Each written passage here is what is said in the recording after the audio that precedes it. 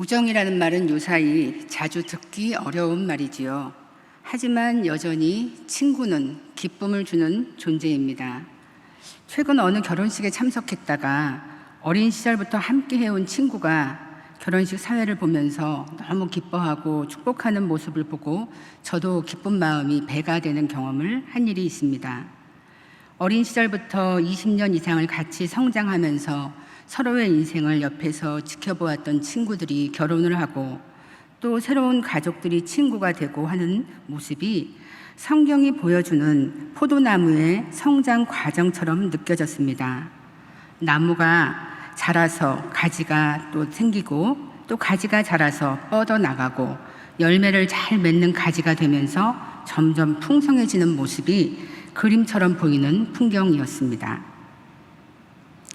친구라는 말은 사전을 찾아보면 가깝게 오래 사귄 사람, 늘 친하게 어울리는 사람, 서로 친하게 사귀는 사람을 말합니다.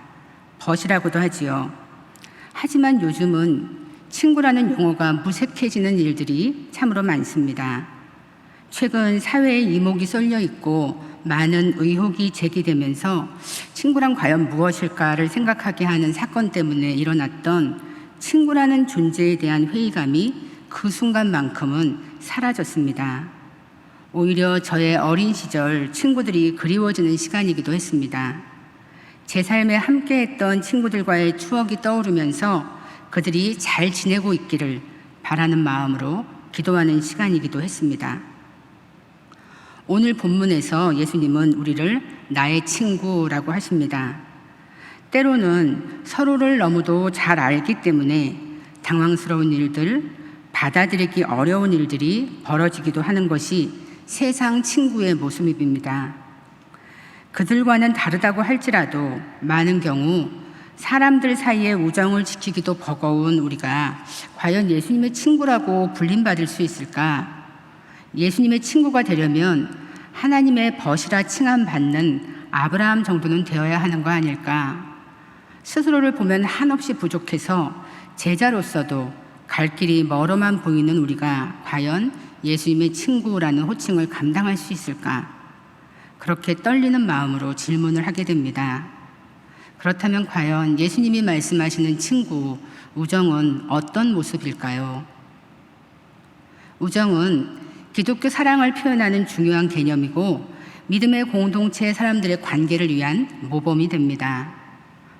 하나님이 삼위일체로 존재하신다는 것이 바로 그 근거지요. 하나의 신적 존재로 함께 계시는 세 위격, 성부, 성자, 성령의 영원한 교제와 신적 우정을 말하는 것입니다. 이런 우정을 예수님은 제자들과도 나누기 원한다라고 말씀하시는 것입니다. 예수님께서 말씀하시는 우정이 평등한 관계를 기반으로 하는 사람들 사이의 우정, 서로가 서로를 친구로 선택하는 동등한 관계라면 우리가 예수님의 친구가 될 수 있다는 것은 선뜻 받아들이기가 어려운 말씀입니다. 하지만 예수님께서 먼저 몸을 구부리시고 우리의 자리로 오셔서 우리를 친구로 선택해 주신다고 본문은 선언합니다. 이것을 칼뱅은 하나님의 적응이라는 개념으로 설명을 했습니다. 친구가 된다는 것 자체가 은혜로 된 것이라는 말씀입니다. 종은 주인의 일을 일부분만 알고 지시를 받아서 일을 하는 사람이지만 친구는 전부를 알려주고 서로의 비밀까지도 공유하는 사이입니다. 아브라함이 하나님의 벗이라고 불리는 이유가 여기에 있습니다. 창세기 18장 17절은 내가 하려는 것을 아브라함에게 숨기겠느냐 하시지 않습니까? 예수님도 제자들에게 하나님의 구원 계획을 알려주시고 나누셨습니다. 그래서 제자들을 이제는 종이 아니라 친구라고 말씀하시는 것입니다. 제자들을 친구의 위치로 격상시켜 주시는 것입니다. 그리고 이제는 친구라는 이름에 합당한 사람이 되라, 그런 존재가 되라고 초대하시는 것입니다. 친구로 부르시는 이 초대의 말씀은 오늘 우리에게도 동일하게 들려집니다. 이제는 너희를 나의 친구라 하리라. 예수님께로부터 흘러나와서 우리에게로 전해지는 이 우정어린 사랑에 감사하면서 진실하게 주님과의 관계에 성실을 다하는 것, 그리고 이 우정어린 사랑이 우리 곁에 있는 다른 사람들에게도 흘러가게 하는 것, 이것이 주님께서 제자들에게 바라시는 우정, 영적 우정의 모습일 것입니다. 그래서 영적 우정은 믿음의 공동체 안에도 또한 필요합니다. 삼위일체의 영원한 신적 우정 안에 계시는 하나님은 자신의 자녀들이 친밀한 우정으로 살아가도록 초대하시기 때문입니다. 영적 우정에 관한 책으로 잘 알려져 있는 리보의 엘레드는 영적 우정은 서로의 영적 진보를 알리고 마음의 비밀과 모든 계획을 나누고 심지어 실패까지도 고백하면서 서로의 짐을 지고 영이 하나 되는 관계라고 했습니다.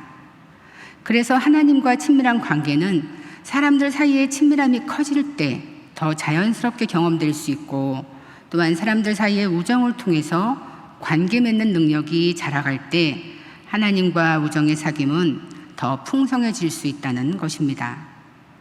그렇다면 참된 우정, 영적 우정을 나누는 친구는 과연 어떤 존재일까요? 먼저 친구는 자신의 친구가 기뻐하기를 바랍니다. 오늘 본문 10절과 11절의 말씀에서 주님은 내 계명을 지키면 내 사랑 안에 거하는 것이고 내 기쁨이 너희 안에 있어 너희 기쁨이 충만하게 하기를 원하신다고 하십니다. 주님은 우리에게 주님의 기쁨이 넘치기를 원하십니다. 주님의 기쁨은 하나님의 계명을 지키고 그 사랑 안에 거하는 것이었습니다. 바로 하나님의 뜻에 순종하는 것, 하나님과 함께 있는 기쁨입니다. 십자가를 지고 자신을 포기하는 것이 성부 하나님의 뜻이었는데 성자 예수님은 그 뜻을 행하는 것에서 오는 기쁨이 있다고 말씀하시는 것입니다. 자기 포기에는 잃어버리는 것만 있는 것이 아니라는 것입니다. 잃어버리는 것보다 더 큰 기쁨, 관계의 기쁨, 영적 즐거움, 하나님과 지금도 같이 있고 또 영원히 함께 있는 기쁨을 얻게 한다는 것입니다. 궁극적으로는 다시 얻는 기쁨이 있다는 것입니다. 주님은 제자들을 이 기쁨을 함께할 친구로 이제 한 단계 높여주시는 것입니다. 그렇다면 우리는 그런 기쁨을 누리는 제자의 삶을 살아가고 있는 것일까요? 주님의 친구라고 불릴 만한 그런 준비가 되어 있을까요? 자신을 살펴보게 됩니다. 요한복음 3장 29절과 30절에서 예수님은 흥하고 자신은 쇠하여야 하지만 신랑 친구의 기쁨으로 충만하다고 말하는 세례 요한의 고백처럼 우리도 예수님을 위해서 이런 고백을 할 수 있는 우정을 간직하고 살 수 있으면 좋겠습니다.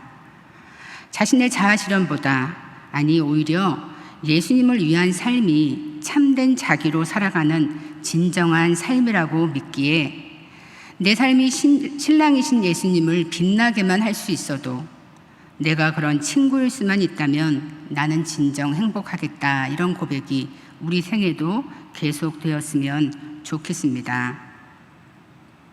또한 참된 우정은 신뢰할 수 있는 존재가 되는 것입니다. 말리길 나서는 날 처자를 내맡기며 마음 놓고 갈 만한 사람, 그 사람을 그대는 가졌는가? 온 세상 다 나를 버려 마음이 외로울 때에도 저만이야 하고 믿어지는 그 사람을 그대는 가졌는가? 라는 시가 있지요. 믿기에 자신의 남은 일을 맡기고 떠날 수 있는 그런 존재가 있다면 그 인생은 얼마나 든든하겠습니까? 그래서 예수님은 우리에게 주님의 사역을 맡기고 떠나셨던 것 같습니다. 그만큼 주님은 우리를 신뢰하신 것입니다. 우리가 믿을 만한 존재여서가 아니라 그렇게 되라고 믿어주시는 것입니다.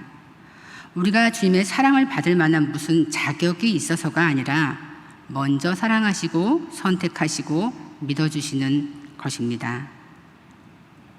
신뢰는 약속과 헌신이라는 의미를 담고 있습니다. 성경에서 볼 수 있는 가장 이상적인 우정의 모습인 다윗과 요나단이 서로에 대해서 보여주고 있는 것이 바로 이 약속과 신뢰였습니다. 자신의 이해관계보다 상대를 인정하고 약속을 위해서 기꺼이 자신을 희생하는 사랑. 예수님이 제자들에게 지키라고 당부하신 서로 사랑. 그 중에서도 친구를 위해 자기 목숨을 버리는 사랑을 그들은 보여준 것이지요.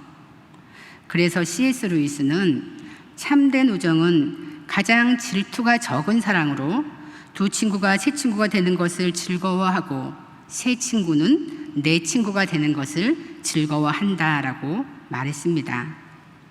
또한 루이스는 친구는 나란히 앉아서 공통의 관심사를 생각하고 진리에 관한 같은 관심을 가지고 함께 앞을 바라보는 관계라고 했습니다. 서로 마주보는 것이 아니라 영원한 진리를 향해서 함께 걸어가는 사이라는 것입니다. 그런 의미에서 보면 진정한 영적 친구는 하나님을 바라보면서 나란히 걸어가는 사이입니다. 하나님의 뜻을 함께 이루어 가기 위한 동역자이지요.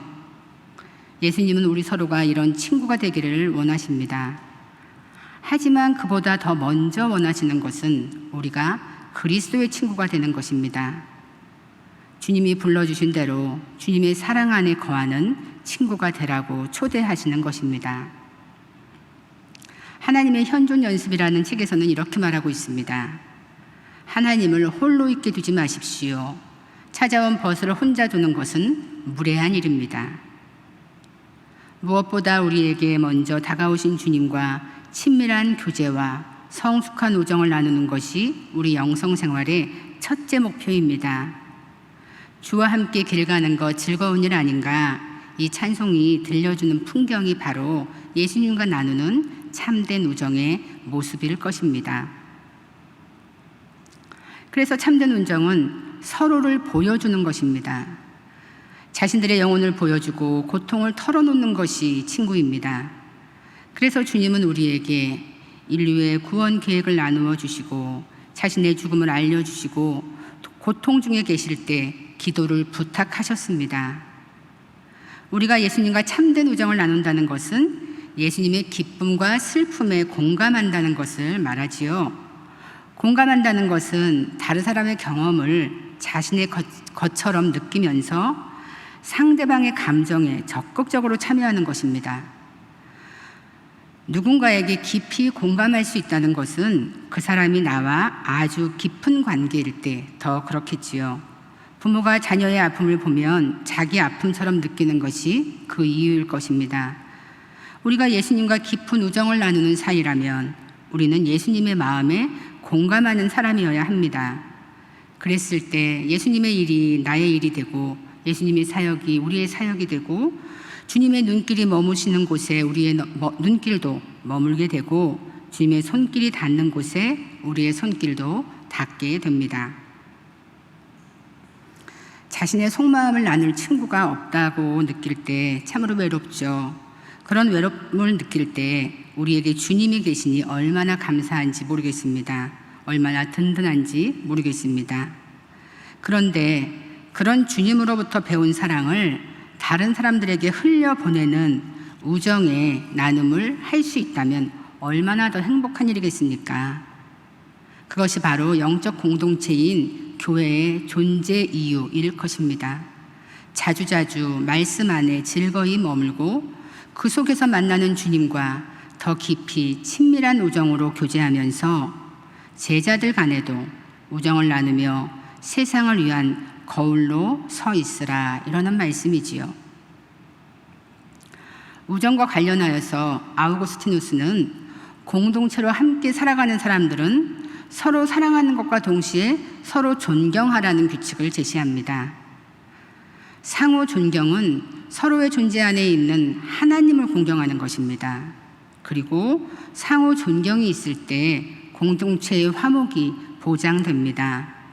그리스도를 사이에 두고 맺어지는 관계인 영적 우정이 있을 때 공동체는 단순히 하나의 집단이 아니라 진정한 하나님의 성전이 되어갑니다. 그래서 아우구스티누스는 영적 우정은 그리스도 안에서 서로에 대한 책임이 있어야 한다고 말했습니다. 작가 생텍쥐베리의 어린 왕자는 어린 왕자와 여우가 친구가 되어가는 과정을 아주 재미있게 그리고 있지요. 친구가 되어달라는 어린 왕자에게 여우가 이야기합니다. 친구가 되는 것은 길들이는 것이고 길들이는 것은 참을성이 많이 필요하다고. 그래서 날마다 조금씩 가까이 와서 앉는 것이라고. 그리고 길들이는 것에 대해서는 꼭 책임을 져야 한다고 말합니다.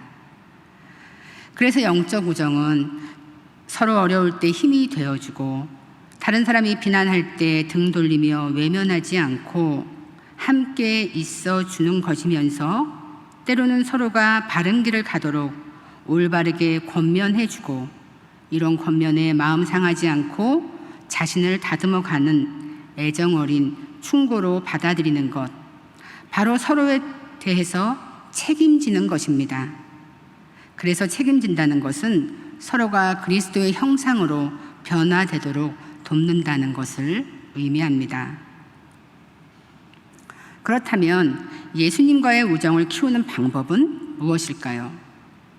성경 말씀, 특별히 복음서에 나타난 예수님을 깊이 묵상하는 것, 그 묵상을 통해서 예수님의 사랑 안에 거하고 예수님과 친밀하게 다정하게 이야기 나누면서 더 깊은 우정으로 자라가야 합니다. 아빌라의 드레사가 말했듯이 기도는 주님과의 친밀한 우정의 나눔이기 때문입니다. 그래서 그 기도는 자원하는 마음으로 기쁘게 주님의 일을 함께 하고픈 마음을 형성하게 합니다. 이 기쁨은 일시적으로 우리에게 만족을 가져다 주는 기쁨이 아닙니다. 영원한 하나님 나라를 소망하는 기쁨, 그래서 미래에 대한 이 소망과 기쁨으로 오늘을 살아갈 수 있게 하는 힘입니다. 하고 여러분, 영적 여정은 혼자서는 지속하기 어려운 길입니다. 물론 성령님이 함께 하시는 여정이지만 그 길을 함께 가는 동료들도 필요합니다. 계속 이어지는 코로나 시대에 신앙생활의 모습도 이전과는 많이 달라졌습니다. 일상이 중요해지면서 개인 영성 관리가 더욱 절실히 느껴집니다. 그동안도 영적 성장, 하나님과의 관계 성장을 위한 영성 훈련은 많이 강조되었습니다. 하지만 모임들이 약화되면서 영성 훈련을 지속할 수 있게 하는 동력이 필요해졌습니다. 그런 의미에서 함께 하나님을 바라보고 하나님께 귀 기울이면서 하나님께 신실하게 응답하도록 서로 돕는 관계, 그리고 서로의 영혼을 돌보는 관계, 묵상과 기도 생활에 동기부여가 되고 서로를 격려하고 힘이 되는 영적 우정이 절실합니다. 그러나 참된 우정은 폐쇄적이 되어서는 안 됩니다. 자신들의 이익을 위해 모여있는 그룹, 끼리끼리의 이기적인 모임이 되어서는 안 됩니다. 특별히 믿는 사람들 사이에 이런 모습은 이기심의 또 다른 표현일 수 있습니다. 믿는 사람들의 우정은 다른 사람들을 향해 열린 환대와 함께 믿음의 형제들 간에 이루어지는 깊은 사귐이어야 합니다. 그래서 보네포는 기독교 공동체는 그리스도를 사이에 두고 성령이 이루시는 영적 사귐이 있는 공동체가 되어야 한다고 말하는 것입니다. 우리 장신 공동체도 그렇습니다. 코로나의 기간이 길어지면서 고립된 것 같은 시간을 보내는 것이 힘들다고 느끼고 토로하는 학우들이 많습니다. 이럴 때 서로를 위해 기도하고 영적 성장을 위해 함께 지지대가 되어주고 인내해야 하는 시간에 버팀목처럼 함께 해주는 우정의 나눔이 있어야 합니다. 예수님으로부터 시작되고 흘러나와 우리를 통과하여 벗들에게로 전달되는 마음 따뜻한 우정, 그런 우정이 있는 신뢰할 수 있는 믿음의 공동